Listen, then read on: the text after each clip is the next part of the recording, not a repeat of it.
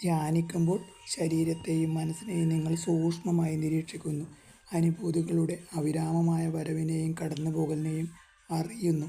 അസ്ഥിരമായ ആ അനുഭൂതികളുടെ പിന്നാലെ വിശ്രമരഹിതമായി അലയുന്നത് നിരർത്ഥകമെന്ന് തിരിച്ചറിയുന്നു. സന്തോഷത്തിനായുള്ള പരക്കം പാച്ചിൽ നിർത്തുമ്പോൾ നിങ്ങളുടെ മനസ്സ് ശാന്തവും തെളിഞ്ഞതും തൃപ്തവുമാകുന്നു.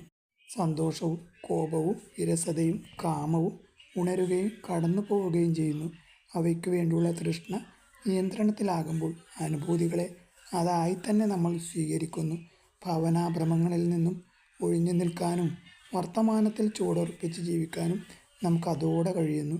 ജീവിതകാലം മുഴുവൻ സന്തോഷത്തിനായി ഭ്രാന്തമായി അലഞ്ഞിരുന്നവർക്ക് സങ്കല്പിക്കാൻ പോലും ആവാത്ത വിധം അഗാധമായ പ്രശാന്തതയാണ് ഇതിൻ്റെ ഫലമായി നമ്മളിൽ നിറയുന്നത്. ദശാബ്ദങ്ങളായി കടൽത്തീരത്ത് നിന്നുകൊണ്ട് നല്ല തിരകളെ പുണർന്നും അവയെ അഴിയാതെ നോക്കിയും ചീത്ത തിരകളെ അടുത്തെത്താതെ തള്ളിയകറ്റാനും ശ്രദ്ധിച്ചുകൊണ്ട് നിൽക്കുന്ന ഒരാളുടെ അനുഭവം പോലെയാണിത്. ദിനങ്ങൾ വരികയും പോവുകയും ചെയ്യുന്നതറിയാതെ നിഷ്ഫലമായ ഈ തിരനോട്ടം ആവർത്തിച്ചുകൊണ്ട് കടൽത്തീരത്ത് ഭ്രാന്തനായി നിൽക്കുക.